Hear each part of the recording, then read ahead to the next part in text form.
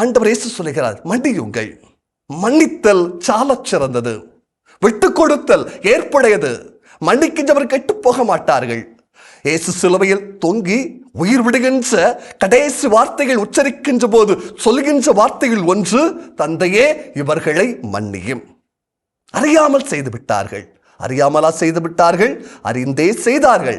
இருப்பினும் தந்தை கடவுளிடம் பரிந்து பேசுவராக இயேசு இருக்கிறார். அறியாமல் செய்து விட்டார்கள், இவர்களை மன்னியும் என்று. அன்பான இறை மக்களே, இயேசுவை பின்பற்றுகின்ற நாம் இயேசுவோடு இணைந்து வாழ ஆசைப்படுகிறோம் என்றால் மன்னித்து மற்றவர்களுடைய நெறியை விட நமது நெறி சிறந்து விளங்க ஆசைப்பட வேண்டும். மீகா 6ஆம் அதிகாரம் 8வது இறைவார்த்தை சொல்கிறது, மானிடா, நல்லது என்று எது என அவர் காட்டியிருக்கின்றார் அல்லவா? நேர்மையானதை கடைபிடித்தலும் இரக்கம் கொள்வதில் நாட்டத்தையும் உன் கடவுளுக்கு முன்பாக தாழ்ச்சியோடு நடந்து கொள்வதையும் தவிர வேறு எதை உன் ஆண்டவர் எதிர்பார்க்கிறார்? ஆண்டவர் விரும்புவதை நிறைவேற்றுவோமா?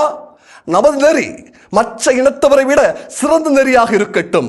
உங்கள் நற்செயல்கள் விண்ணக தந்தையை போற்றி புகழக்கூடியதாக அமையட்டும். இதுவே கடவுளுக்கு ஏற்புடையது. கடவுளுக்கு ஏற்புடையவராக வாழுங்கள்.